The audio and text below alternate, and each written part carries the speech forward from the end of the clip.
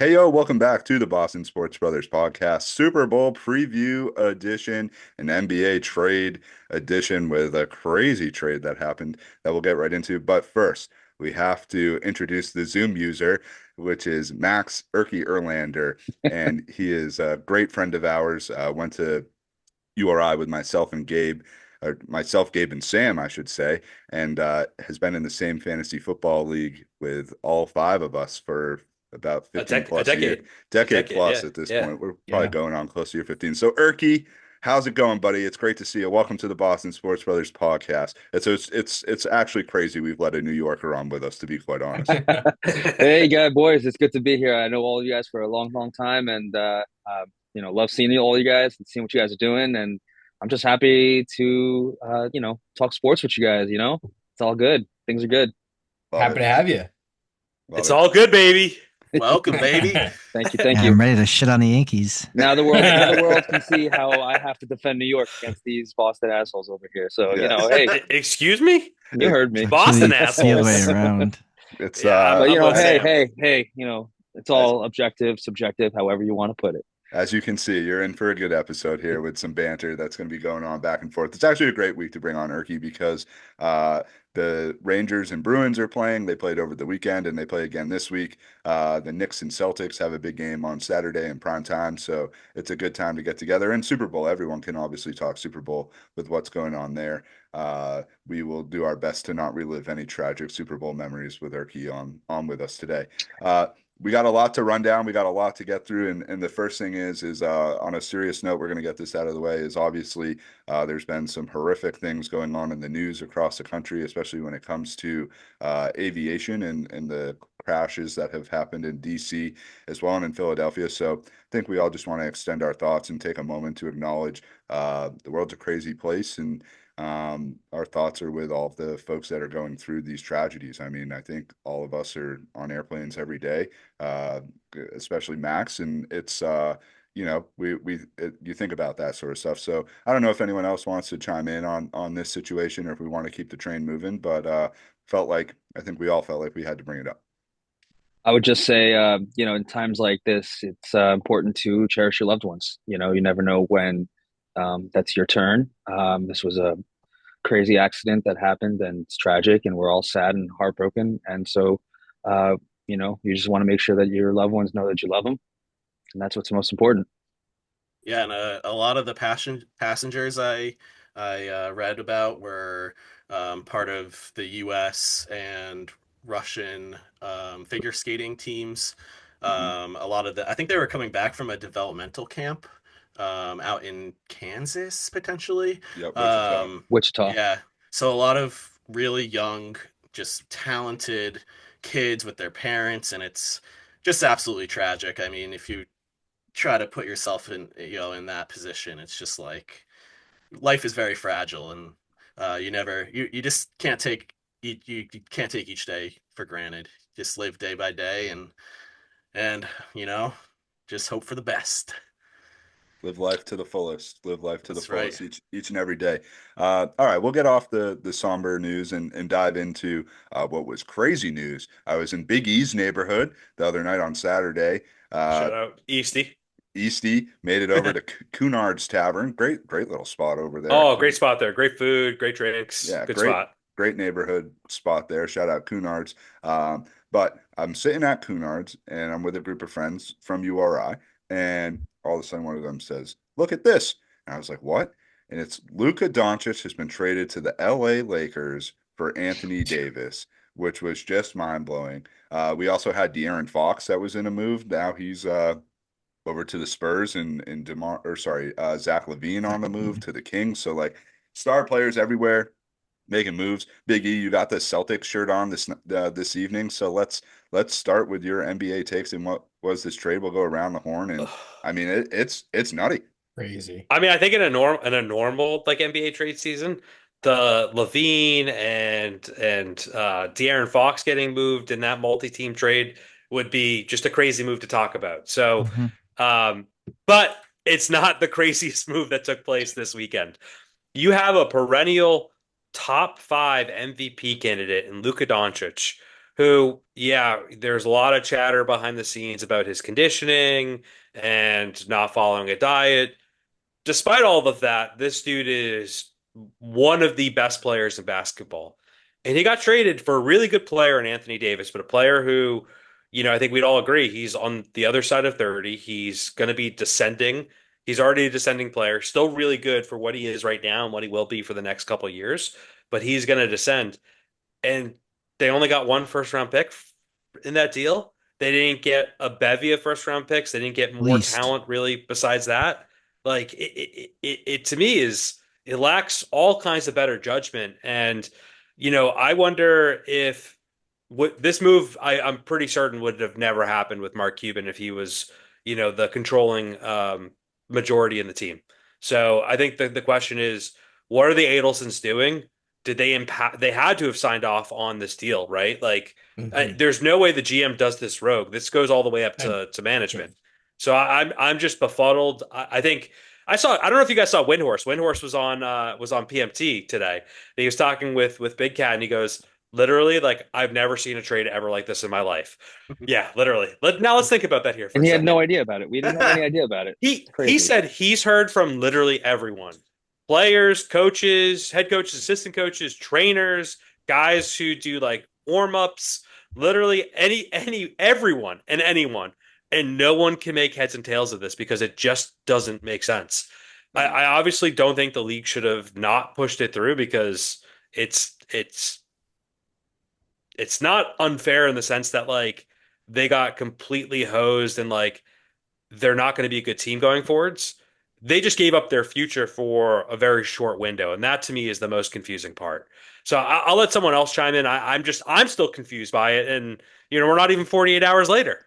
Yeah, It just doesn't make sense. I don't know how it makes either team better. I mean, obviously Luka is a once in a generation it player. It makes LA better. That's A definitely. lot I think better. I mean, Eric come on. alluded to it. The Lakers definitely won that trade. Yeah. Even if Luka and LeBron is a weird like duo for the time being for the rest of this year, who knows what LeBron's going to do in these next coming years? He's kind of over the hill at this point, probably thinking retirement in the next couple of years. So I don't know.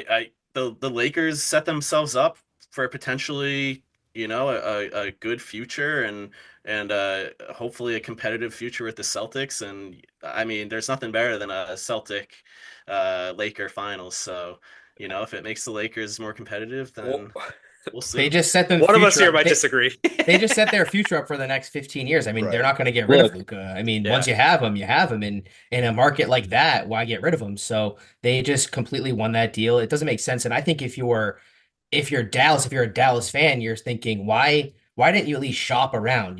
Find the best deal. Why did you just go to the LA and just kind of just go with what they sent you? You probably could have got a way better offer, more picks, maybe a more talented player, player that Eric said maybe on the other side of 30 that was maybe younger. So it just really doesn't make sense. How do you I don't know. not ask for like Austin Reeves and like Dalton Connect as like just automatic throw-ins in that deal? Like, and I'm still saying even if you threw those guys in, this deal is still lopsided. But how do you not even get those guys to kind of come back? Sam, sorry, go ahead. No, I was just gonna say they were clearly not comfortable signing Luka long term for whatever reason. We don't know. That's we will probably never know why. But He was I mean, ordered too many it is a times at the crazy Gyu trade. Kaku. Let's just see him on the floor more. I mean, yeah, that's really it. Yeah. Look, I got so many thoughts on this. My head was spinning when I saw this trade. So many things. I mean, one, yes, I do think it's going to work with Luka and Braun on the court. I think Braun is that smart of a basketball IQ player that he's going to make it work regardless, and he's going to start playing a little bit more big. What's crazy is I was just watching the Knicks and Lakers. This happened like hours after that game. LeBron at 40 years old still put up a triple double in the insanity that he is as a basketball player. He's going to make this work. Luka is a generational talent, like we've talked about. But I mean, it just like Rob Pelinka and the Lakers organization, like whatever you did to pull this off, it's insanity. I mean, apparently this has been in the works for weeks, but nobody's heard about it. Like not even Shams, not any of these like Twitter people. Nobody's heard this was going on. I mean, Because backdoor it's deals. unprecedented. It's This like, is It's crazy. Something stinks. Is Something this stinks. Like Luka didn't know about it. When is like in this day and age does a superstar get traded without being like asking for, especially in the NBA of all leagues, like the stars typically have all the power. So this is like a paradigm like switch on. I can't even say that word. Paradigm. Paradigm. This is gonna be a great social clip. But like just the fact that like that switched in the league to me, I think is the biggest thing that kind of came out of this trade is just like that no one is safe. And I kind of feel like the league is on notice right now, and there's still a bunch of time between now and the trade deadline on Thursday. You know, I know Tatum ain't going nowhere. this is going to air on Wednesday morning, but there's going to be a lot of moves that are going to come out of nowhere. And I think if this is the tip of the iceberg, then buckle up. Yeah. I mean, the rumors are swirling around the league in terms of who else might be on the move now. You know, you guys touched on everything in terms of the trade and what my thoughts are. I had the thought that it's like relating it back to fantasy football in this group here. It's like that was like a fantasy football like trade. It's like, you know, nobody, the conversations happening behind closed doors. I think that's the craziest part as well, is that there was, you know, everybody sitting up at midnight or whatever it was on Saturday night, and Shams puts this across, and then he has to put out the tweet, yes, this is real. Like nobody at first believed it. thought that it was something that was actually happening. So And you saw it on all the players too. Like what Oh, yeah. what was it? Portland was playing at the time, and KD, all their yeah. players were talking. yeah. Like what? KD The thought, Suns. no, Luka Garza. What? Like can't be Luka Doncic. No way. So the NBA continues to just produce shocking trades all over. I think up until this point, you know, you had the Karl Anthony Towns and Julius Randle trade right before the season. So obviously that impacted the Knicks. We'll talk about that in a little bit when we get around town, where we'll See have a what you little did there. One we'll more have a trade little thought. New York minute. One Go more ahead. trade thought just before we move on. You want to know who I don't think is going to get traded? Jimmy Butler. Because you want to know what? This is his MO. He's a malcontent everywhere he goes. Good luck against that with Pat Riley. Have Yeah. fun. All I can hope for is that, you know, Kyrie doesn't like how Anthony Davis is, and then 6 to 12 months from now, Kyrie's acting out of Dallas like he always does wherever he is. So my hope is that this implodes both of these fucking franchises, to be quite honest. From a Celtics angle, just want to Yeah. throw this out. This is what Danny Ainge wanted to build when he originally traded for Kyrie and was trying to trade for Anthony Davis. So obviously it's a little interesting that they're, you know, on the wrong side of 30 right now, but I'm genuinely interested to see how they're going to play because this could have been our future. This could have been our future. I'm glad we are where we are right now. But, you know, I am kind of a little curious to see how they play together. This I'm is also popcorn glad for you. I'm glad that Brad Stevens has his head on straight too as a Celtics fan, and that he would never trade Tatum for Anthony Davis or anything like that, because that's just insane. I couldn't even imagine waking up on Sunday and that Jason Tatum was not a Boston Celtic. Like that is beyond crazy to me. So I feel for the Mavs fans right now. I really do. It's insane. They're like Holy mourning shit. right now. They are. Max, They're I mean, that was protesting. their dude. That was their dude. did you have a closing thought, Irky? Well, it just must be like popcorn for you guys. Like, you know, you're sitting back, you're watching these two other organizations that you're cheering, honestly, essentially, for these things not to work out because you're bitter rivals. Like you met up with them last year, and Lakers you always meet up with. So this is popcorn. This is entertaining. This is good stuff for, you know, from your perspective, I would think. And we eat the fucking popcorn, baby. So we're gonna keep eating it. I think so. Let's keep it going. Obviously, this week we'll keep our eyes and ears open to the NBA and what's going on, and we'll talk Celtics a little bit more when we get around town. But I think the other big thing that's obviously on the horizon this week is the Super Bowl, which we touched on last week. But let's preview the game a little bit. A lot of different storylines going into it. You got all the radio stations down in New Orleans this week. The Buzz and the Big Easy starting to heat up. J-Matt, feel free to sort of take it away, steer us wherever we want in terms of the Super Bowl. There's so much we can get into, and we'll do a little bit of a preview, game thoughts, some of the extracurriculars that go along with the Super Bowl. I'm excited. I think I'm hoping that Philly does it. I know a lot of the national narrative is that, oh, Philly fans are scum, blah blah blah. But I think people need to put that to the side. They're a great team. They've been a great team for I don't even, honestly, since we've been kids, since we've been, since 2000, early 2000s, they've been a perennial organization. So, I think it's going to be a great game. I do think the narrative also that Pat Mahomes could get three in a row is incredible too. So it's a great storyline. It's in a great place too. I think that New Orleans, this is another topic, but I think New Orleans could be the host city for the Super Bowl every year. I've never been to New Orleans, but people say it's incredible and the atmosphere is just perfect for the Super Bowl. So I could see it being there. A But yeah, pretty what do you guys decent think? time. You guys gonna do some betting on the coin toss, national anthem, anything like that? What are we looking at? I have a couple bets in the hopper for we're looking for the over. We're looking for Mahomes to throw a few touchdowns and Saquon to just keep on keeping on the way he has. Uh, in terms of New Orleans, a few of us here were fortunate to go there with almost 7 fucking years ago, at this 6 years ago for my bachelor party. Uh, New Orleans is a great town. I don't know if it gets better when it comes to a Super Bowl and a place to be able to host that. But what other thoughts do you guys have in terms of the game? We talked last week about the Chiefs and the three-peat. I'm sure Irky is probably hoping for the exact opposite of what we're hoping for. The Correct. Chiefs win. So, what other takes do we got here, fellas? So much we can dive I into. think The I think some. Oh, sorry. Go ahead, Sam. Yeah, no, I was just gonna say that the people are already comparing Pat Mahomes to Tom Brady, and I just find it kind of laughable.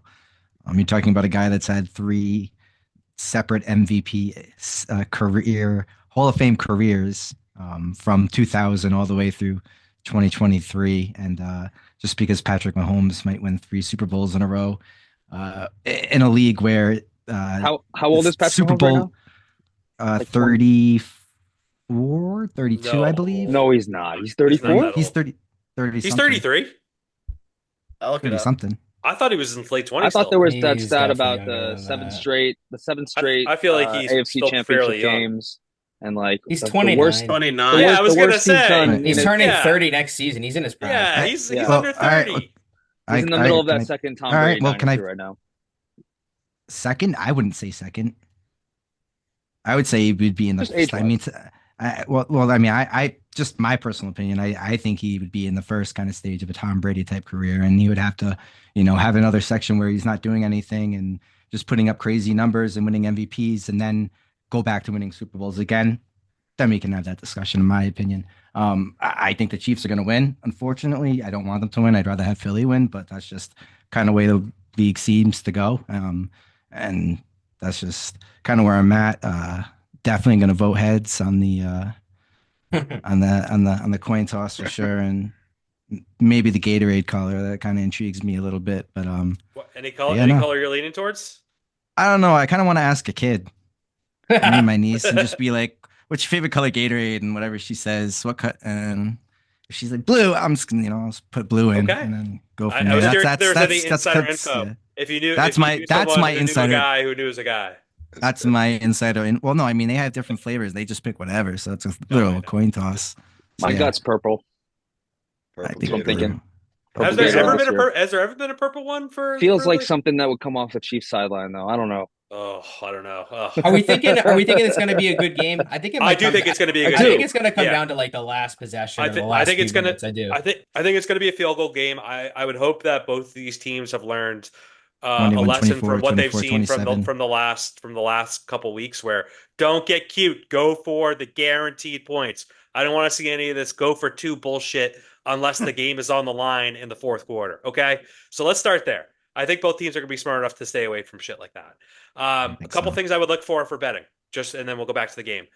Dallas Goddard, Kansas City's defense is weak in the middle towards tight ends. I would get him going 50 yards or more. He actually was probably the unsung hero from the NFC Championship game. I think he had 88 yards or 86 yards through the middle. So I think look for him to get somewhat like 50-ish, and I think that's a safe bet. I'd also look for Saquon to get around 80 yards rushing or plus. I think that those are all things that I would feel good and confident in going into the game. As far as the game goes, I think it's going to be incredibly tight. I think the thing that is most apparent to me and maybe not apparent to everyone else is these teams have two amazing defenses. I think the talk is all about the quarterbacks and the offenses, but I think the defense is going to dictate this game. And when I think about the two teams who has the better defense, I think it's the Eagles. So I'm going to take the Eagles, and I think that this game is not going to be a high scoring game.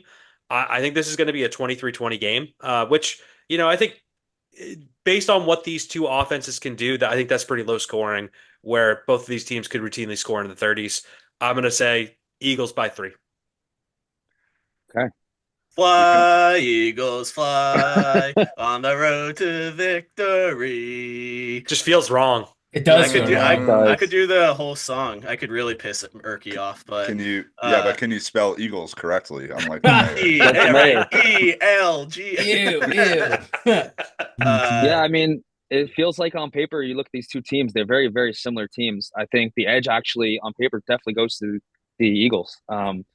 And I know all too well how good their running game is. Mr. Saquon Barkley spent a number of years wearing blue, and you never saw this kind of performance that he's had this season. It tells you a lot of things, that the offensive line is really, really good on the Eagles.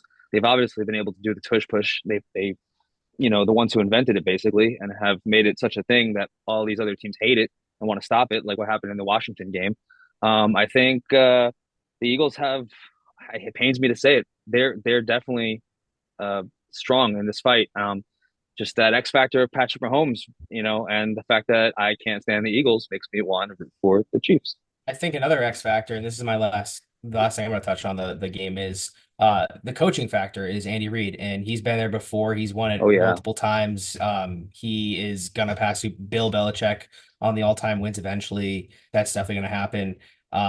So you gotta give the edge. I mean, it's tough. Like I hear what everyone's saying, like Eagles are better, and I want the Eagles to win, but it's tough to bet against the quarterback and the coach. And as a Patriots fan, we had the quarterback and the coach for multiple years, so it's tough to bet against that. It really and is. Not game related, but excited to see Kendrick Lamar at halftime. He won a couple Grammys last night. Yeah, just a few. Some Vegas laying him down. You know who's not going to be excited? Drake is not going to be excited that Kendrick Lamar is going to be doing the halftime performance. He's not like us. Preparing a lawsuit. Not like us. Some other bets with is Taylor Swift going to make an appearance at the halftime show? Like yes, No. plus 1,000. No, I don't think so. No way. I don't think so. I don't think so. Will Travis Kelce propose to Taylor Swift if they win the Super Bowl? No. No. Parlay all those these together. are easy wins in my opinion. I know, right? That's easy money right there. No is like minus like 2,000. You win no money. So well, you gotta keep your eyes and ears posted. Usually there's a whole slew, like probably like Thursday, Friday, a bunch of lines for prop bets will come out. You got to get the over under on me. Any TV scores? You're here, Max. You're good. Scores. Okay. Let's see. I'm gonna go 31-28 ELGLES. And any particular people you feel strongly about scoring a touchdown in the game? It would be really nice if AJ Brown scored a touchdown. Patriots fan growing up, at least AJ Brown. Yes, Irky. I think Saquon scores a touchdown this game. I think that's a pretty solid bet to put some money on. Now you guys are frozen on me. We're here and you're here, so don't worry. So Super Bowl in terms of the last thing, going back to Krasner's point about Brady and Mahomes. Mahomes is not even close to sniffing Brady's asshole, okay? Let me just say that. Tom Brady went to 10 Super Bowls and won 7 of them. He had a career that spanned 20 years. And the cherry on top is that when these two had an opportunity to meet in the playoffs, that Brady won the AFC Championship game in Kansas City in what was one of the most unbelievable games of all time. And then in the Super Bowl, absolutely put a fucking beat down on Mahomes when he was on the Buccaneers. And that team was 14-2 that year. So you have to, and from that perspective, like Mahomes is ascending up that he's probably on the Mount Rushmore of quarterbacks as it currently stands, with Montana, Brady, and himself, and whoever you want to put as your fourth. That's up for debate, but I think he's there. But Tom Brady is so far ahead in terms of where his standing is the greatest of all time. And I have immense respect for Mahomes and what the Chiefs have done. But to Sam's point as well, they've turned over the roster, they've turned over players, but that core of Mahomes, Kelce, Andy Reid, and Chris Jones, really, you take your offensive and defensive players in the coaching, Spags. has been there. Spags as well. Spags. So it's been the Chiefs deserve so much credit. That what they're doing is what the Patriots did. The question is this run, till another 3, 4, 5 years, or is it another 10 to 15 years? Because that's really what we're talking about in terms of Brady and Mahomes and him potentially catching him. So fascinating Super Bowl, so many different storylines when it comes to the game and the different outcomes there. Yours truly will be on a plane to Vegas right before the Super Bowl, so I'm excited to be there for the game, and God willing, I'm in front of a TV for kickoff, and nothing goes delayed when it comes to the flight. So it'll be a great day. Super Bowl Sunday is a lovely day. We'll talk some Super Bowl memories in the time capsule when we wrap up the show. Quick other NFL Patriots notes. Myles Garrett has requested a trade out of Cleveland, so something we'll keep our eyes on. Drake May was in the Pro Bowl. Can I just say, and we can touch on this or we can just keep going. I don't give two flying fucks about the Pro Bowl anymore. I didn't realize it was on yesterday. 65 to 73 was the I didn't even realize it was on. Bad. And Brian Belichick is going to go down with Chapel Bill and enjoy his time down in North Carolina. It makes sense. So that all makes sense. Well, any parting football notes, or shall we keep the train moving to the green? Chugga. Duval. That's the last note I have is like Rhode Island legend Liam Cohen and UMass legend Liam Cohen. What a weird presser, man. I mean, I wish the guy good luck, because, we got some ties to our community ties. But, oh, my God. There's That's a like Tom link. Warner. Let's go Red Yeah. Sox. Let's So go. crazy. Yeah, it was. There's a link pretty to cringe. Liam Cohen.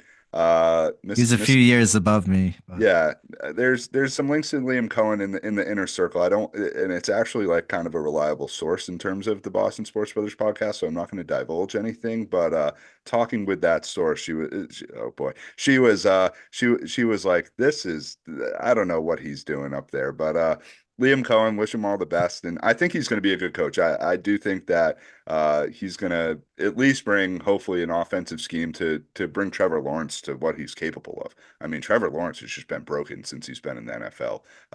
Starting Shots that guy's taking. Yeah, I mean, they got talent on that offense too. Like, they do. Brian Thomas Jr. What a great looking player he is. Like, Travis ETN, Bigsby. Like, they got at least some serviceable running backs. I mean, well, I don't know about their offensive line, but hopefully they can build around the them. defense is pretty make it a fun too. team. For our It's all in the trenches. You're constantly drafting top 10. I guess you get some good players. for our good friend who interacts with us on the socials, Kendra Middleton, who's a fan of Jacksonville. Good luck to you and Liam Cohen. That's all we have to say on that. All right, let's talk. And our friend Johnny. Let's get around town talking Celtics here and basketball. Obviously, we touched on the trade, so you can listen to the beginning of the episode for our recap on that. But the Celtics, Big E, a nice comeback last night, and this team has surpassed the energy has shifted date in the calendar. So has your energy shifted with the Celtics? I mean, I'm still feeling good about them. I mean, you can see I'm repping them right now. I would say great win last night, but like, we shouldn't have even been in that position. So a little disappointing about that. I was boots on the ground Wednesday for the Bulls game. I got to see the unicorn himself take full flight, and give us seats. It was those were 8 3-pointers. Those were warm up. But like, yeah, I got to see him take full flight. He was unbelievable. Like, he was doing literally everything and anything. And last night against the 76ers, 5 blocks. I love the one he had at the end of the game, just for funsies. It made me laugh. I still feel good about this team. I'm really interested to see what happens with the rest of these trades across the league, because so far the 2 trades that have happened don't have any direct impact on the Celtics. And what I mean by that is, like, do I think that like the Mavericks are going to make a run to the finals this year? No, I don't even think that was going to happen even with Luka. So I certainly don't think that's going to happen without him. And I don't think the Lakers have enough juice to make it out of the West either. So really nothing there concerns me. There is just a lot of uncertainty about what is going to get moved into where. So I think the layout of the East could be completely different next time we speak next week. So I still think we are the best team as we're currently constructed, and I don't see a team being better than us. But who knows? If Durant goes to, Milwaukee, and it's Milwaukee, Giannis, and Lillard, Yeah, maybe then No. like I'm a little No. afraid, right? No. So What a paradigm that would No. be. yeah, I don't think that's No. going to happen. Walking That's why I'm nuts. throwing that out there. I think it would be It's extremely impossible for that to happen, but I it. still feel good about this squad. I just need to say that Jason Tatum has quietly, and when I mean quietly, I mean at a whisper, has taken his game to another level that we have not seen. I mean, talk about aura. This guy, double team, turn around, fade away for the game, uh, staring into the camera. I mean, the kid has got it. I mean, it's to the point now. In my mind, at least, I feel like Marcus Smart was the big problem when he was here, and those three kind of were the core. You kind of left the ball in his hands. When you leave it in someone else's hands, they're kind of making those plays, and I feel comfortable with JT taking those shots now. So those close games where before was like, oh my God, it's going to get away. I feel a lot more comfortable personally myself. Go ahead, Gabe. Congratulations to Jason Tatum for being named a starter for the All-Star game coming up. That's going to be his sixth All-Star appearance. And then JB was also named a reserve for the All-Star game, his fourth All-Star appearance. So pretty. The accolades continue to build for those two players as expected. Irky, who from the Knicks? Who's going to the All-Star game from the Oh, Knicks? we got Jalen Brunson, our big guy, and then Cat Carl Anthony Towns, the big bodega. Those Nice. two have been pretty You're much the driving force with the Knicks this year, and it's good that they're getting recognition. The only one I would say that this is just to me being a Knicks homer, but Josh Hart's been playing out of his mind like a Oh, madman in the most craziest ways, getting all these different triple doubles and crazy stats. Just really helping the team win. And you just kind of wish you could see a place for that at the All Star weekend. A player like that. Of course, he's not getting the kind of numbers that some of the other guys who were snubbed, but he's playing really good ball, and the Knicks are doing well. So I'd like He's to like see a it glue guy for you big guys, time. and similar to like Derek White for us. I feel like he could be an Absolutely. NBA All-Star, but kind of gets snubbed in that sense of like there's better players kind of playing above him that are more recognizable. The other thing with Josh Hart is he wants to have his time off. He's went on out and said it. He likes having the All Star break to catch Go on back up from He's vacation. that got first half he's of got a the little little Jimmy vacation. Butler. He's got a little Got Jimmy family, Butler in him. yeah, little. I guess Find you him could at say the that, craps table. he might be but going down. Might be I going think down to Carl Anthony Atlanta. Towns said something of he's like, I want to ruin Josh's vacation and get him elected to the All Star game this year, and I thought that was really funny because like yeah, but at the same time, if it means he's going to be fully rested to do all the crazy acrobatic stuff he does on the court for the second half, like we're feeling good over here, you know what I mean? I do, yeah. So I do. You know what I mean. I do know what I don't you know. I don't know. You mean. guys were all frozen. Um, Sorry. my I think you were the takeaway, frozen one. my takeaway is that Yeah. we're at game 60. Celtics have played 60 games right now already. So 50. 50, sorry, 50. But there's still Oh. 30. There was only 32 left, right? The 82 game Yeah. season. So Yep. we're well past the halfway point.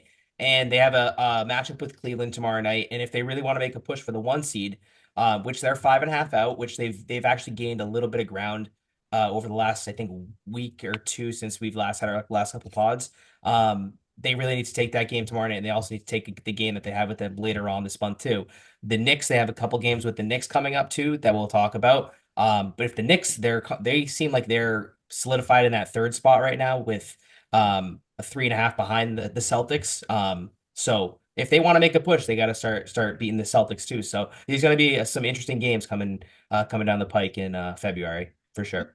Yeah, it's gonna, Erky, got a few questions for you, and we'll get that lined up in a second. And if you're having trouble hearing us, try going off camera for a second and coming back on camera. But I think there's a few things. Okay. Obviously, you just said, Josh, the Knicks, and just like the jumble sort of at the top of the Eastern Conference right now. I think that the Celtics in these games do have an opportunity to try and leapfrog the Cavs, especially with two coming up against them. And when we get Irky back on here, I think these games coming up against the Knicks, would want to talk to him about like Tom Thibodeau, obviously Celtics ties there back from that '08 championship. But, did the Knicks sort of get to a point in the season or in the playoffs where there's just no tread left on the tires whatsoever? Irky, we're talking Tom Thibodeau. If you can hear us, It happened last year. yeah, the wheels just sort of fell off. Um, And I just read that OG is out right now. He just injured his foot, so maybe it's starting already. Who knows? not good, not good for Ananobi. The Irky is suspended in time and space right now. Can't really hear you guys. It's not. So log in and log out. Well, we're good. And come back or try turning your Wi-Fi on and off. You know how it goes. Just Oh. unplug it and replug it back in. That's Yeah. the way it goes. It's all right. You Give know, it a he's good not blow. he's taking a little plane ride and he'll be right back. So all good there. We'll Fasten your seatbelts, everyone. There's fasten one your- exit on each side of the plane. He just took the slide The down. yellow mask will He'll be- fall down in front of you. he'll be Place it coming- above your face So before you this, place it on your child. when's the All-Star break coming up? Is it next? When is it? We Next got weekend? about So- we got like a week and a half, 2 weeks until the All-Star break. So That's It's what I the wanted weekend, to it's the say. weekend after the Super Bowl, I'm pretty sure. correct. I wanted to say we shit on the Pro Bowl, but the NBA All-Star Weekend I still really enjoy. I still love the three-point contest, the skills competition, The dunk contest is. dunk I mean, that's contest has kind of gone good. Like, kind downhill of. a little Yeah. The bit. 3-point Very Getting a contest little though, weird. has become what the dunk contest used to be. I feel like that's what everyone gets up for now because the 3-point specialists are just it's such a big part The of the game. props. And the It, pros props all in the dunk play in the contest are 3-point just too specialists. much. The 3-point specialist one is always good That's entertainment. I mean, Pritchard. you have the best shooters usually playing in that. I mean, it's different from the dunk contest where you got a rookie or a second year guy or even a guy from the G League is playing in the dunk contest. No, let me jump over I to want, Kia I want Sport. Peyton Pritchard Yeah. in the 3-point contest. Last time you wanted Sam Hauser, I thought. Who do you want? I want them both. I heard Caitlin Clark denied an opportunity did. to be in the did. 3-point. Yeah, that's did. pretty crazy. Oh yeah, Caitlin Clark, She's number in bigger the than the rafters in NBA. Iowa. Yeah, she's like, nah. I'm good. Irky, what's going on with Ananobi? What's the deal with that? Ananobi, yeah, I saw he's got a sprained foot. We got a game in Houston, probably right about now, if they're not already playing. He's out for the game. It was a weird injury against when he was playing the Lakers the other night. He kind of just like clutched his ankle, non-contact, so you're scared about that. X-rays I saw were negative, so that's good. He saw him I himself. Huh? What's that? Yeah. Dr. Irky. I'm tapped into my Knicks, man. I love them, so I want to know what's going on. And so the X-ray I saw that was negative online, and hopefully he's back and soon. And he's definitely a game changer. Yeah, threw Unremarkable. me off with all that. Did the bone look clean and there was It no was an break on it? unremarkable No X-ray. break, doctor. No fracture, no fracture. Okay. we're What did the good, we're MRI good. reveal? We'll check him back for his next update later on. When hopefully we see some healing. No, but in all Did he sign seriousness, off on it? he's a differently different. The Knicks are a different team when he's on the floor and in the game. He brings a whole other element and just a great ball player. So hopefully he's back and that's it. Do you worry about Tibbs like overworking the Knicks to the point of breaking down again? Yeah, because I think I heard a little bit of that as I was exiting because of Frozen because of last playoffs and how players are tired. Yeah, a little bit worried there, but at the same time, I want him to play a little bit of a deeper bench. We have a bench. I think guys like Campaign, who was so annoying when he was with Philly last year. I think you got to get guys like him and Deuce and even Precious. Like if you notice the last few games, so we had that like win streak where of like 13 games, not 13, sorry, 9 games against the Thunder, who had 13 games. We lost that game. We had that win streak, and it was all leaning heavily on our starters. I felt like over the last month or so since we even had a recent 5-game win streak where we lost until we lost against the Lakers. But even in that time, you look at the box scores, the bench was playing and they're contributing, and that's what I want to see. That kind of will gel a lot better. You got to remember they brought essentially 3 new pieces for this year. I consider OG still a new piece because we just traded for him late in the season last year, and then he was hurt and so on. So you gotta have OG, Mikal, and Towns all meshed together on top of bringing in these bench pieces. So there's progress. I'm actually really impressed with how good they've been, all things considered. I mean, Towns has played like a MVP caliber player this year, which is nothing we saw recently in Minnesota. It's not to say he could never do it there, but just we didn't see that. It's taken Brunson's game to another level. He's maybe scoring like slightly less, but he's still having also 55-point games, and his assist numbers are up. I am worried about them. Any injuries going down. You guys have always had that Patriot way, next man up. That's kind of the mentality we have to have. But if we're not playing our guys, then what are we doing here? Because Yeah, it's the time of the season when you gotta get into your bench a little bit and get those players into the rotation. Obviously, we know when you get to the playoffs, it really shrinks to 7 to 9 players that end up being in that rotation, and maybe a spot here or there where somebody comes in. One thing it's one thing I will say, it's good for basketball when the Knicks are good. And to have that team be relevant and in the playoff hunt and have all-star caliber players just makes the NBA overall better product. Madison Square Garden, we had cousin Sam on from Ripe. Obviously, Irky, you're a big fan of Ripe as well. yes, sir, And he was just talking about Madison Square Garden, and that it's just for it's the every mecca. any sort, right, and for a reason. Any sort of sporting event, any sort of concert, there's always just a vibe in there. So we'll keep our eyes on it. Big game in prime time, Celtics Knicks Saturday night, ABC. You probably got Mike Breen and Doris on the call, and Bang. yeah, bang Bang bang. bang. We're gonna bang it See? over to the Bruins right now, and a team that just won 6-3 versus the Rangers, and otherwise the Bruins roller coaster is a ride that an amusement park would be thrilled to have at their amusement park, because if you got on this ride, you Growing would up. get on and you'd say that was a different ride than I had the last time I went on the ride. So Gabe, tell us about the ride. Oh, the ride. The ride. I mean, it's so much more fun talking about the Celtics, honestly. But yeah, I mean, the Bruins, they're just, I don't know. I don't think they have it this season. I'm looking at the wild card standings, and Tampa Bay's tied with you in points, but they have 3 games at hand against you. The two other teams in front of you have a game at hand against you, and they're up a point. It's just it's looking a bit bleak right now. I mean, Pasternak continues to just go on an absolute tear. He had a hat trick against your Rangers, Did Irky. he Um, did. but besides Pasternak, if it weren't for him, this team would really be in trouble. And he recently heated up, didn't he? Like he's recently picked it up in I think he's January. on. Yeah, he's like Yeah. on a 10 game or 11 game point streak right now. He's definitely, as I said, keeping them afloat a bit. Yeah. But I find it interesting. Like I feel like the Bruins and Rangers have a few like parallels this Dude, there are so season. many similarities this season, and I Yeah. think you guys are actually like a notch above. If just looking Mm-mm. at the standings. Oh no, trust me. I When I disagree. when I look at when I watch when I well, I don't know how much Rangers you guys have been watching and what's been going on, how in tune with it, but like it's been really messy. I wrote a couple stats down for that just because Look of at that. I this was like, show Oh. prep. yeah, Oh I my was goodness like, gracious. in January, I felt like we kind of, as the Rangers, picked it up a little bit, and that by that I mean we went 8-6. Okay. Yeah. Uh, in February, it's too early. It was only 2 games, 1-1. But in December, we were 3-10. These are not pretty numbers, my friend. We went on a let's see, 5 game losing streak in November, a 4 game losing streak in December, and 3 games also in December, among other 3 game losing streak. Yeah, I think but in I January. don't think that's a fair Yeah, representation, I and I agree. think Josh is going to chime in here too. But like So the team basically did a teardown and a rebuild on the fly. I think if I were to look between the two teams right now, especially after the trade that was just made, I'd be so feeling much yes, better as a Rangers fan than I would be I as a Bruins did. fan. I did find the JT Miller trade to be interesting, especially since he spent so many years with the Rangers to begin with, and he seemed to be the standout performer of the day. And I think that's very significant because for this next point of why I think the Rangers are in a weird place.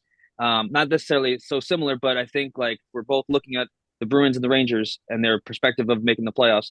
I honestly think you guys have a slightly better chance of making your way and making noise there than we do. It feels like a really weird year when just last year we were so good, making it all the way deep run into the playoffs. For the last couple of years, we've been doing that, and then all of a sudden we traded away our captain in Truba, who you could argue he had about a year and change left on his contract at $8 million a year. Okay, you want to drop some weight because then we re-signed, extended Shesterkin. Big deal. The Rangers live and die with Shesterkin. I mean, the biggest thing that I've seen the problem is the defense in front of them lately. And then the offense is just plain sloppy. So when you put those two factors together, you're getting a lot of win one night, lose another night, win one night, lose another night. And that's just, we're playing essentially 500 hockey, even a notch below it, it feels like. So You just don't know what you're gonna get. I gotta chime in here. So the nerds are completely disagreeing with you, Irky. The nerds are saying that the Rangers have a 42% chance of making the playoffs, and the Bruins have a 25% chance of making the playoffs. And to this point, we've been talking about, I think, the last 3 weeks. I said that the Bruins are going to really find out if they're going to make the playoffs over the last 2 or 3 weeks, and they have not gained ground. They've lost ground. They've lost ground to teams like Detroit and Columbus. Before when we talked 3 weeks ago, they were sitting in the third spot in the Atlantic, sitting comfortably there, I think, at maybe even by a few points. And they've actually regressed to down to not even making the playoffs behind Tampa Bay, who Gabe just mentioned, who's not even in the playoffs at this rate too. So it's teams at like Detroit, Columbus, even the New York Islanders you have to watch. They were on I think a 7-game winning streak. They're right behind the Bruins by 3 points. So the Bruins have also let up 175 goals, which is 15 more than the Rangers. It's just insane. Swayman has not been great. I don't think the Bruins are going to make the playoffs, personally. I really don't. This team, they just don't have the juice. The defense makes sloppy turnovers. They put the goal in their own net. Honestly, it's really sad. They got the coaching bump when they wanted it, when they needed it for that month, but they've been treading water ever since. It's going to be an uphill climb. I mean, that's the only way we can look at it right now. They're out of the 2 wild card positions. They are the 4th team to get in as a 7th or 8th seed in the playoffs. It's not happening. You mentioned the teams above them have games in hand. The Rangers, who are 4 points behind them, have 2 less games. So if they win both of their games that are in hand, they're in the exact same spot that the Bruins are in. And based on the talent that they have on their roster and how they've performed as of late, I'd feel more encouraged if I were them and candidly, I don't really think it matters because I don't think both of them are going to make the playoffs. Agreed. So we're probably I don't think both either we're splitting hairs here. I truly think the Rangers have a lot of talent, and that's what we've seen in the last couple of years. And we started to see them trade off some of that talent. And you could say that some of it was in excess, but I think a lot of those moves were very blindsiding as a fan because you've come to love these players. Like they just named Trouba the captain, and then they traded him off right afterwards. Weird, but head scratching moves. And then you remember that James Dolan is the owner, and then things start to click into place again. That he gets in the way of these things a lot of times. At least that's what the perspective from the fan is. And you just wonder where they're going with it. With they're losing all these games that they start to shake things up.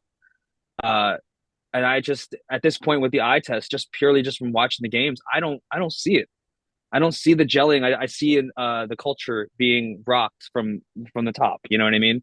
It's what it feels like. We're in the same boat, same exact boat. Yeah, I was gonna say the takeaway I have from this conversation is we're both screwed. And that's what I was trying to say. There's so many similarities here. Like, maybe the path for the Rangers in actually getting into the playoffs based on the competition in the division is different, but the just organizational standpoint and where we are and what we see on the product on the ice, I just don't see it.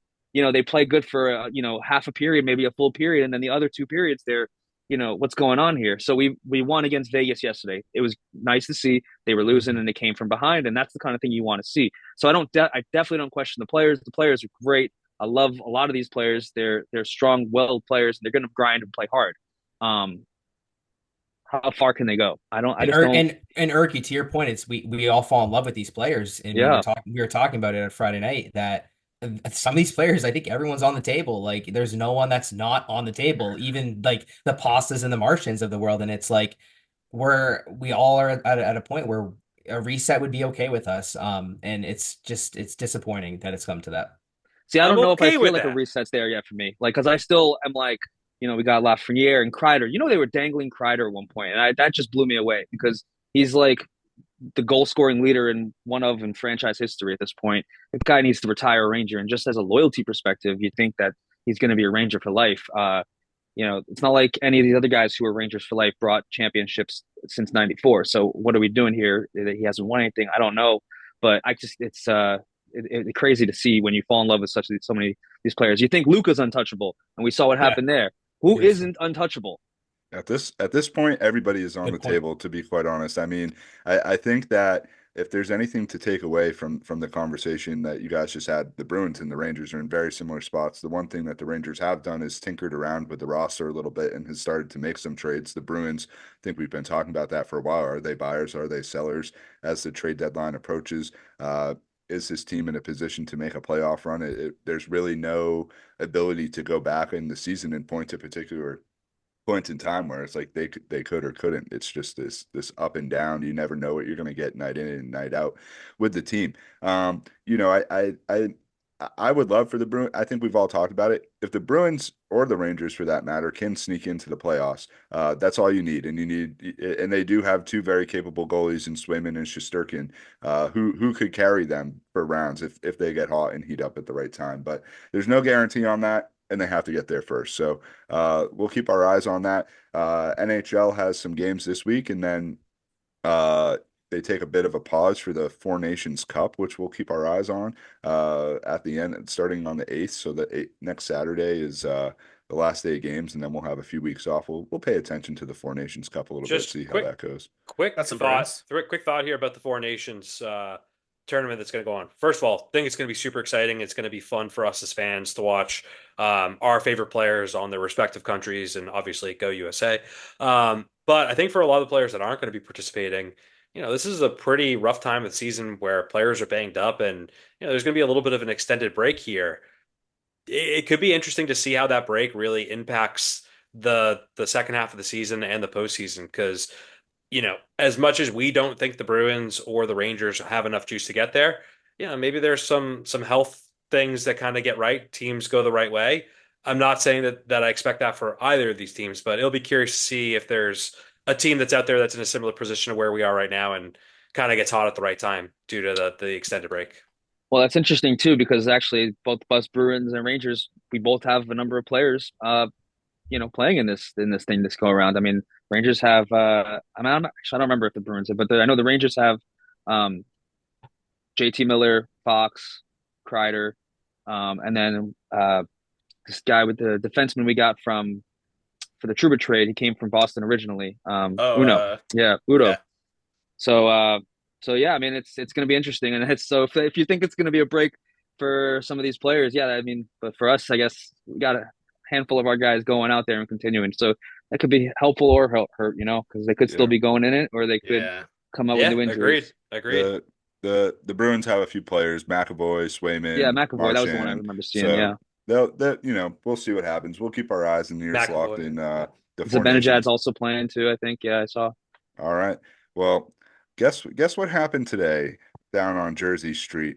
That truck got loaded up with 400 pounds of baseballs and 600 pounds of sunflower seeds. And there were 3 people to wave that truck off to Florida. There are 5 people who weren't there. 5 people who weren't there because they did make some moves this offseason. But let's touch on our lovely Boston Red Sox, who missed opportunity, because it was actually kind of a nice day today. And it would have been a nice day for us to have had a sit-in. Eric, the last thing that I wanted to do was go watch a fucking truck go down Jersey Street that got loaded up. People watch them pack the truck. Have them literally, like, I could, Kraz, we'll give it to you in a second, but I got to shit on this for a second because, like, you literally had a whole social media post, and poor JetBlue, love JetBlue, great airline, but like, they got this thrown into their sponsorship deal, so it's fucking Truck Day, sponsored by JetBlue. Like this is a sponsored event. Like, did you have the fucking sausage guy cooking up sausages in the pro shop open today to awesome, to make sure that everybody, Wally and Tessie came out and had a little interaction with the fans. All right, enough dumping on Truck Day. In all seriousness, it does mean that spring training is getting starting soon, and pitchers and catchers will probably start to get themselves down to Fort Myers for early workouts in the next couple of weeks. So Krasner, take it away. We won't bash on them. Let's start to preview this upcoming season, and Irky will talk about the Evil Empire once Kras gives us the updates on the local 9. Yeah, so I mean, I have to give Craig Breslow a B+ to an A- on the offseason, leaning more towards an A-. He completely upholstered the rotation. He got us a 1A, 1B. On top of that, he retained, our more major prospects, and then also internally, actually externally, he also signed, Aroldis Chapman to hold down that eighth inning, which is something that we needed. I know we're all begging for that right-handed bat. I don't see that coming in the form of Bregman at this point. Just as far as years go, we're only offering 4, and he wants more than that. So I'm fine with that because I would like them to spend on Vlad next year because there's a lot of rumors, especially one from Jeff Passan, stating that the Red Sox are going to be in prime position next offseason to spend as well. And I salivate a lot more to the thought of having Devers and Vlad Guerrero going back to back than Bregman and Devers. So, I mean, that's really what I need to say about that. Again, we're going to be competing at second base. Christian Campbell is going to get a shot. Vaughn Grissom's going to get a shot. And then also, not a lot of people talk about Roman Anthony. These guys also have the capability to really bust out and have really impactful seasons for the Sox. So, bolstering down the rotation externally with Buehler and Crochet, and then also getting back Lucas Giolito on top of what we already have really puts us in it actually puts our rotation top 5 in the MLB. And the offense was good last year. Just, we were just missing out on Tyler O'Neill, who was kind of up and down and hurt. More so, I kind of want to talk to Irky about, I just have a couple questions about why the Yankees made a couple moves that they made. One being grabbing Paul Goldschmidt, kind of just, I don't really understand that move. You don't see that one? No, because why would you? Because Anthony Rizzo is a Gold Glove first baseman who has more postseason experience. Anthony Rizzo is a free agent, and he's also hurt. Has been hurt. He had back issues, I believe it was. You didn't see him much in the postseason. I mean, and when you did see him in the postseason, his power was sapped. Singles, which is good, and he's a great ball player. But we've had a lot of concussion injuries with Rizzo. I wouldn't say a lot, but he's had his fair share of issues. There he goes. Get the Speaking slide. of share Get the I slide. I don't know. Okay. Okay, I don't know what keeps happening here, but where Keep did I going leave off? on Rizzo. You're here. You're good. Yeah.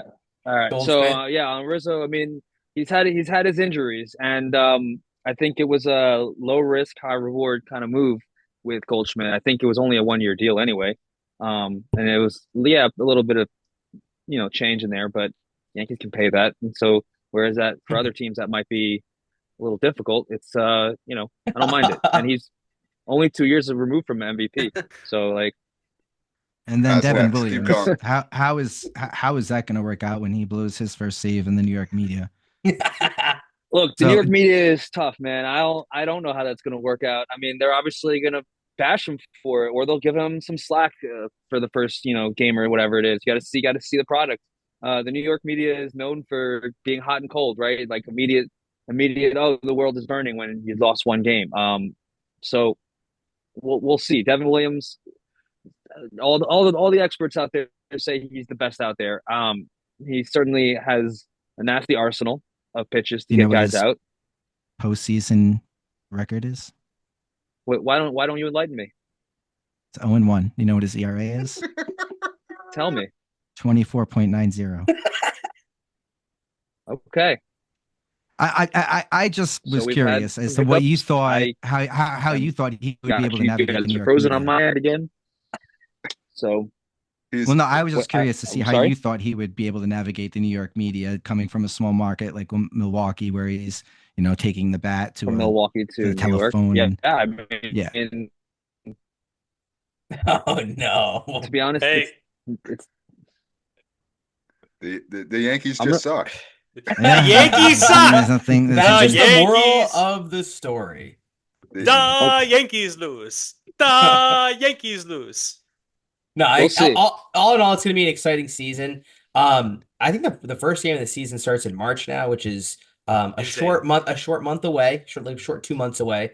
But yeah, it's going to be an interesting season to see what the Red Sox can actually be on the winning side of having a winning record. Actually, it's for once. That's honestly all I'm looking for. Is I'm looking for good baseball, and maybe they'll sneak into the playoffs. I'm hopeful. We'll see. But I just want to see a good team, good product. I want to go to the ballpark. I want this team to make me want to go.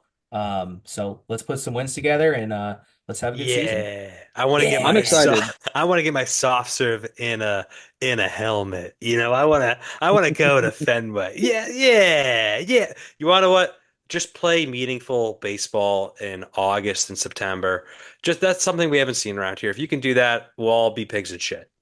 Yeah. Well, I mean, the one thing that the Yankees do have going for them is obviously they did make it to the World Series last year. They have an extremely talented roster.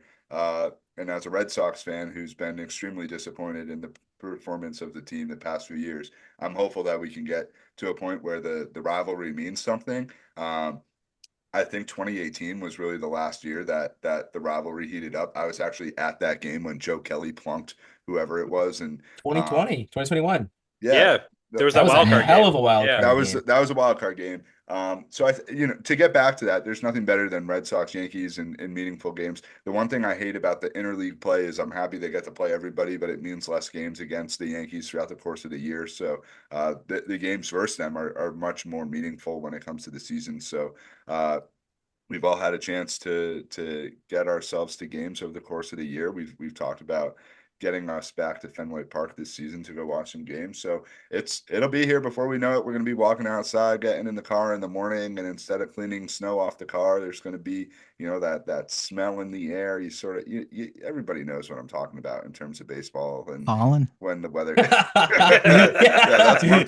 Allergies? That's one way to put it. You start sneezing. Zyrtec twice a day, baby. No Zyrtec, issues. Claritin, any Flonase, whatever you need, you get by. But it's Avalage. gonna be a good baseball season. One thing that comes to mind is literally just popped in my head. Where the fuck are the Tampa Bay Rays playing this year? Because didn't their stadium get destroyed? They are playing Yankees. at George Steinbrenner Field in Tampa. The Yeah, the Yankees Yankees, spring finally. training field. Oh. Field. If that doesn't make you feel Yeah, like little did you know brother, that? I don't know what does. Oh my god! Well, It's How the biggest big weather that's the moment there is. porch in left field over there. So 295. when the Yankees come down to play, it's kind of like a home game for them. Believe it or not, Essentially. actually, Fenway has a Essentially. shorter porch than Wow, the Yankees do. that's They- actually they- pretty cheap. Didn't think Imagine about if they just went and go play in Oakland because that Well, stadium it's is just empty it's right just now. it's too far. And you got they wouldn't Oakland be able A's to do it. playing in Sacramento. They wouldn't Yeah, be I able know, to but do it. just They the wouldn't be thought. able to do it for the travel. Could For play the at travel. McCoy. The travel on their. And you know what? I'm Yeah. happy to say I did get to Oakland Stadium before all that went It's a down. dump. It's a I saw dump. Yankees. It's a It is Was a there dump, but it's a sewage? beautiful baseball. Like from baseball, I enjoyed it, but it is like a dump. And from straight out of the '70s, you wish they remodeled it a little bit more, but you can see the history there. And so I I'm just love Stadium grateful Oakland I got to too. go to Like, that have had stadium. some great times in Oakland. That area around the stadium is a dump. It is just a shitty area, and unfortunately, I mean, I'm just being Oh, honest. God. If you Shitty people, shitty area. Oh man. Sorry I for didn't say people who shit. live. There's Yeah. no people. There's no people that live in the area of the stadium. It's just like it's like literally just concrete stadiums and then parking lots. It's just like a not a desirable area to want to be. It's like no industrial Patriots and- place. No Patriots place over there. Oh, Yeah, well, there really isn't any like exterior game festivities like you would have like a Wrigleyville in down in Chicago or anything like that. Where Utah Street in any of these. Baltimore. Yeah, exactly. There's none of that really around there, but For us, David Ortiz way. well, yeah, we well, got the 161st Street. So. no upcoming trips to Oakland for this group apparently. Nope. But you want to know what I do think it is time for? I think it's time for my favorite segment of the week. It's time for the things that we don't like and the things that we love or we think are spectacular. The things that I love to call, oh yeah, let's get an oh yeah and some yo's in this Oh, house. yeah. In this Oh bitch. yeah. Oh yeah. Oh yeah. Yeah. All right. Oh. Yeah. What? Yeah. Yo. All right. Oh yeah. Let's run through the list and then we might have one of the best oh yeahs that we'll wrap up the segment with. First oh yeah is Belichick suggesting the name of the Lombardi Trophy being changed to the Brady trophy on the Pat McAfee show. Any thoughts on this? Oh yeah. Coaches don't win championships, players do, and Brady's got 7 of them, so you should name it the Brady Trophy. I think Pretty that was the interesting. quote. I think they should change the NBA's logo to Kobe. Same deal. You know what I mean? Or Michael. So All right. Well, you MJ. want to? I do think like the legacy of Vince Lombardi should still be front and center somewhere. So maybe you just call it the Lombardi Super Bowl, like, Or and you that's what just it's branded as every year. Does the MVP trophy have a fucking name to it? Like, just name the MVP trophy the Brady Trophy, or There you go. whatever. Like, they don't need to change the name of what the trophy is. Everybody wants to Enough like accolades. The Lombardi. You're gonna hoist the Lombardi. You're not gonna hoist Was the Brady. Bill's whole thing like a shtick here, like his whole like media thing? Like I'm starting to think it was now. Like I don't know, because seeing him on McAfee and like seeing him suggest this, like he never would like he was so hard. Like I don't know, like I don't know. I think Something's a little different with him. I think it's the separation from the pro game. Like he can actually have fun talking about it now because he's not going to be Not a all coach work. next year. I think if he ends up doing really great with UNC and he goes back, he'll go back to his old ways. But for right now, like he feels like free a little bit from I think like it's awesome. his It's like personality. retirement. It's great. I think it's awesome. And him and UNC, it feels like retirement from the NFL. I'm living my best life. I'm just gonna enjoy it, and it's gonna be where I'm definitely tuning into some UNC games whenever that's on. Yeah, see, Just to everyone see loves that. Chapel Bill. Let's That's hop what on they want. Chapel Bill a little That's bit what they more. I want. know there's 4 out of the 5 of us were involved in Greek life. Chapel Bill is getting pizzas for every fraternity for I believe it's the Duke UNC game. So Oh yeah, I saw gotta that. throw an Speaking of that out game, there. Speaking of that game, Cooper Flag, insanity. That I, kid I heard is he's gonna gonna be hurt. I Christ. heard he's gonna hold out like Bronny and only want to get drafted by the Celtics. That's what Chapel I Bill in heard. the house. What's up, boys? Yeah. There he is. There he is. I heard Cooper Flag only wants to play for the Celtics. He's Chapel the main Lee. kid, right? Chapel-lee. Isn't he a main kid? Cooper Don't Flag? worry, the real college is right here. We all know. I that. got a Yao. I don't know if this is totally this one kind of fits the bill a little bit.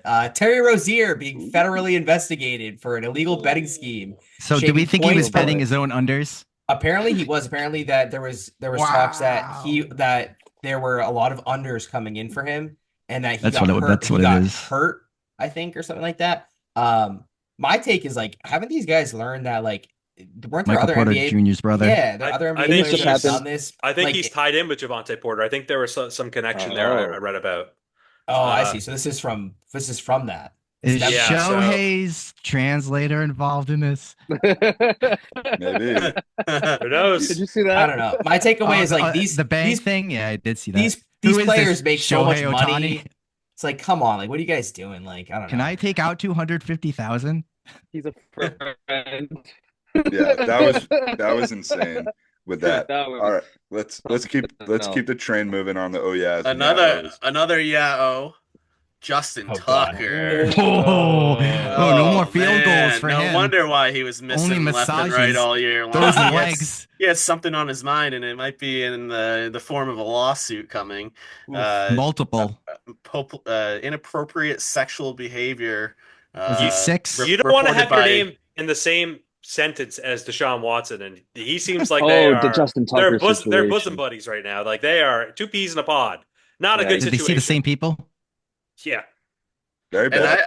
I heard a little interesting nugget. It's like the Baltimore Ravens, they kind of tend to overlook some of maybe the bad things when drafting players, and then you get situations like Ray Rice, and now you have Yeah, I was gonna say Ray Rice and his situation wife. with Justin Tucker now. So even I mean- Ray Lewis.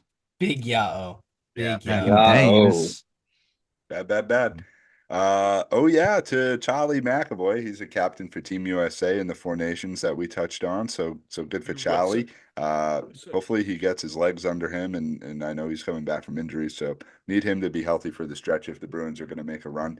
And what's gotten hidden in all of this NBA news is that there has been some insane WNBA movement as well. Gabe, because the Connecticut Sun seem to be just going straight into rebuild mode. Yeah, I mean, it could be seen as Yao or oh yeah, however you feel about rebuilds, but trade Alyssa Thomas, one of their stud players, USA Olympic player. I believe they traded her to the Phoenix Mercury. They traded And they got rid of Dewana Bonner, who has been with the Connecticut Sun, I think, since the beginning of her career. Very, very, a veteran, I will outspoken say leader. about that move, she did torpedo your birthday parlay. So She maybe did. this is a little bit of karma. That is it, but she is going to the Fever with Caitlin Clark, and that team seems like they're absolutely loading up for a potential run this coming season. So, and then the Carrington, another name from the Sun, gets traded to the Dallas Wings. So, yeah, a lot of movement in the WNBA. Like you said, getting overlooked by Luka Doncic and AD and those crazy trades, but Kelsey if you like Plum the to the Sparks. Yeah, yeah. I That's mean, a if big you one like too. Yeah. if you like the WNBA, then there's some stuff going on there too. No doubt. Yeah. And there was some stuff going on Friday night where the bros got together in what was a much overdue in-person gathering where the first part of our evening was putting our brains together to talk a little bit about the show and the progress of the show. And I think we're 25 plus episodes in here, and it's been an amazing run. We're really enjoying it. I think we're thinking about, the next steps that we're going to take to hopefully continue to grow it. And I think if there's anything that we can ask of people that might be listening is word of mouth. Let other people know if you're listening and send the link along.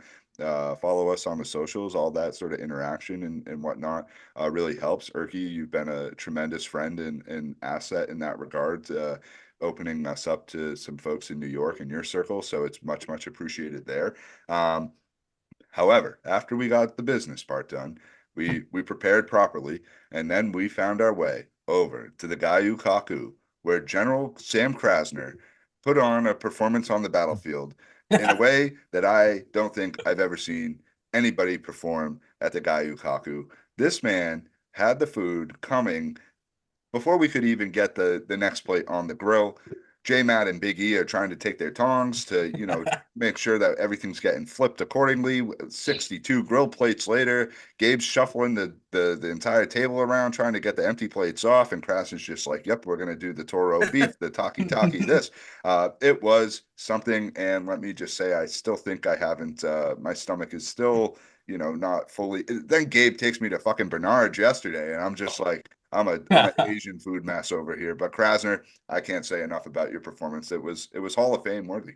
It was. Yeah, It truly yeah. was. I learned from the master. Francesca showed me, and I just kind of, I did what she did and just kind of multiplied it, and we ate the food that came out. So hats off to everyone, especially you, Mr. Strongman. You live with authority. Popeye. Hey, Popeye. hey! I'm not just Mr. Strongman. I am Popeye, and Wait, stop. I'm also an Avenger. Don't forget So that. the best part of that was you hand our waitress a glass, and she's like, "Oh, Mr. Strongman over here," and It had a you were like, crack "Oh, in there's a it. crack in it."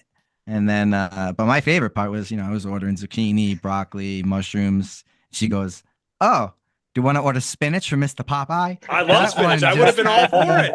I would have been all I for it. was like, "Wow, that was really really good." That was probably my favorite part. But it was good to get together with you boys. Also, truly a great experience, and it is. I will say, Sam, an absolute general.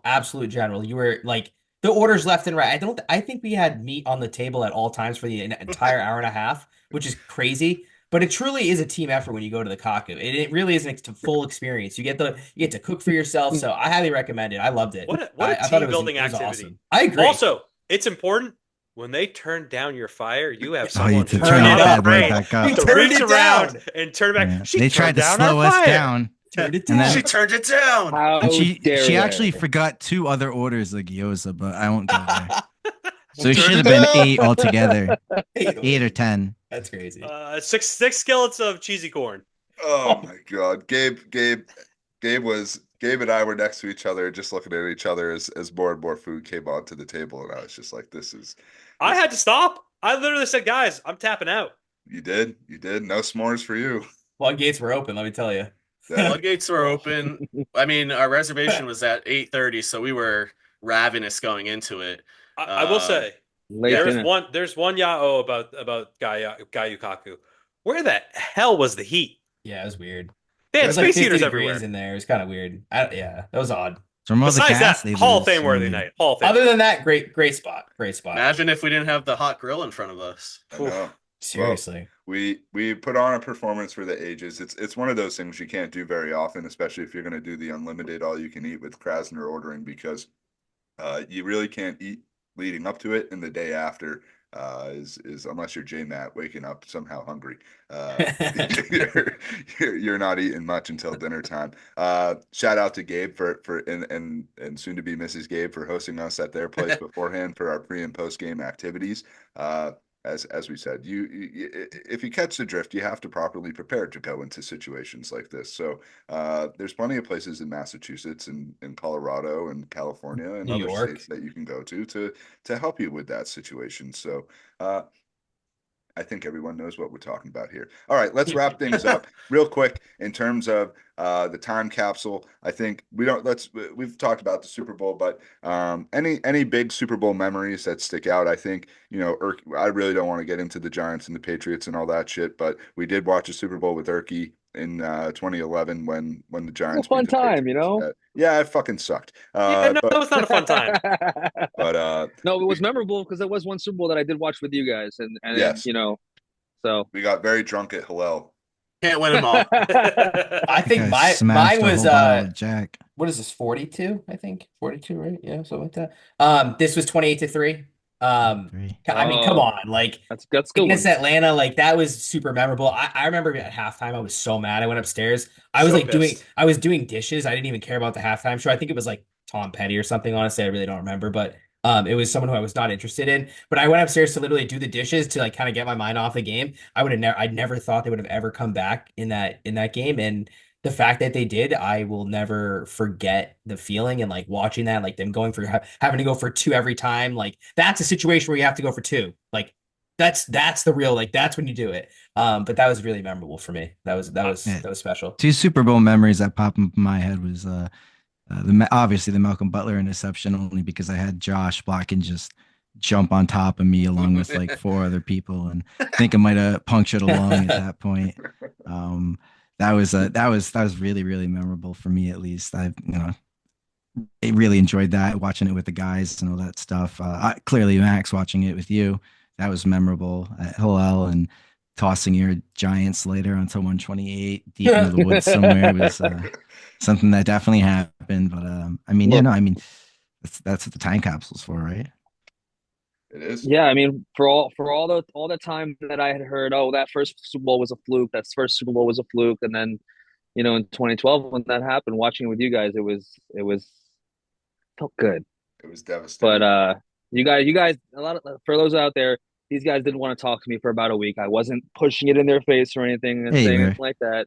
I mean, the only we one won that the was Super humble was Bowl, Jake so- Horn. All right, we're gonna move it on from this talk conversation. I'm But gonna it go was, share my memory here real quick. So Yeah. I'm gonna go and share my memory about the first Super Bowl victory and just being like with my dad, my uncle, Josh, some really good family friends, being at their basement and just having like a huge party and just seeing Vinatieri make that kick. That to me will always be special as the first one, because Tom Brady was not who Tom Brady was. This team was an underdog. It was a crazy season with 9/11 Greatest and a show on lot of turf, things. man.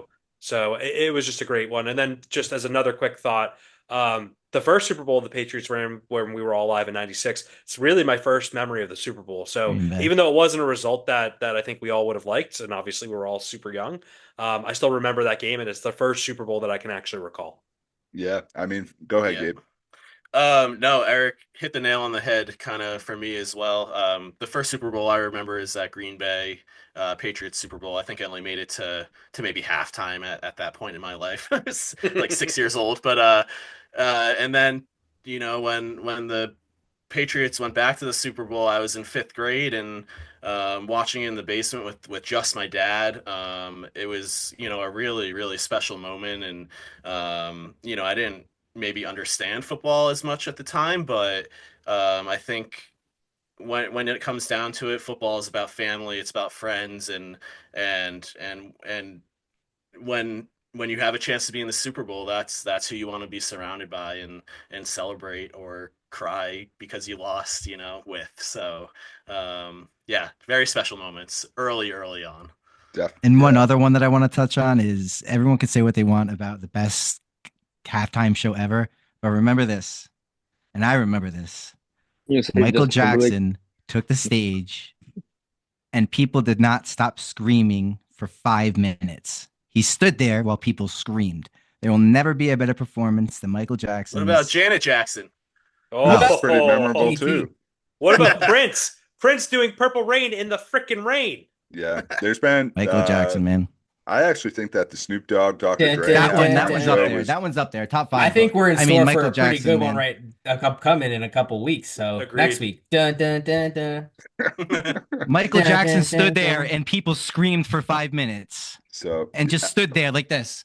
all we can hope for is a great game, a great halftime performance, and for the entire spectacle to produce the way that we're hoping it to. The last two ones, you really have to say it's lived up to the hype. With the Eagles in Philadelphia and coming down to the end, and then last year going to overtime. I mean, two fantastic games the past couple of years. You guys talked about it. I'm the diaper of the group, as you guys like to say, the youngest one. So for me, I don't have any recollection of that Green Bay Patriots Super Bowl. I think I was 3. So for me, it's really that Patriots Rams one, and what just kicked off the most unbelievable run in sports history that we're still hanging on to a little bit here in Boston. Irky, you live in a fantastic sports town as well in New York, and have gotten to see, I think we're all incredibly lucky to have seen almost all of our teams win, or at least be in championships here over the course of our lifetime. So it creates a lot of the banter that we've had here this evening, and a lot of good conversation amongst just sports fans in general. At least you're not a Jets fan.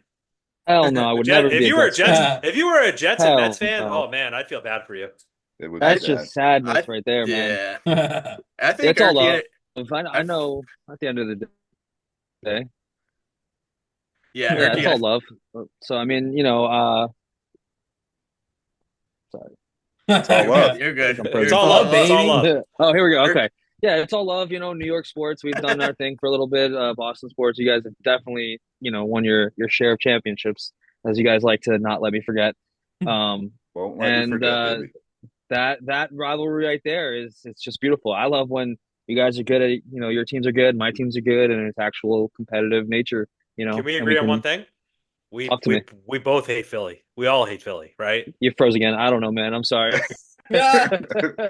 Oh, Well, we all hate Philly, and we all can root for the URI Rams at least. And Oh yeah, we hate Philly. Yes, I'm on board with yes. that one. Yeah. Exactly. Go Okay, Rhodey. good.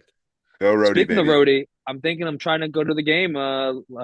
Playing George Mason, and I want to try and attend that game. So TBD on that, but All right, should be a good time. we Hit love us boots up. boots on the ground, baby. We love boots on the ground. Love that. All right, That's right. let's wrap things up here with the Pike. That was the time capsule, some great Super Bowl memories, and then we'll get out of here. So Bruins 3 games this week: Wild, Rangers, and Vegas, and then the Celtics 3 games as well: Cavs, Mavs, and Knicks. So Whoa, important games big for games. Holy for shit. all of these Yeah. teams. Playoff seeding starting to come into play, obviously. So we'll keep our eyes open on everything that's going on. We have a huge guest next week, and Lem from Boston Lem. joining us, who will be helping us break down the Super Bowl and the whole week that Barstool's having down in New Orleans right now. So looking forward to him jumping on with us. And that's going to do it, boys. Any parting words?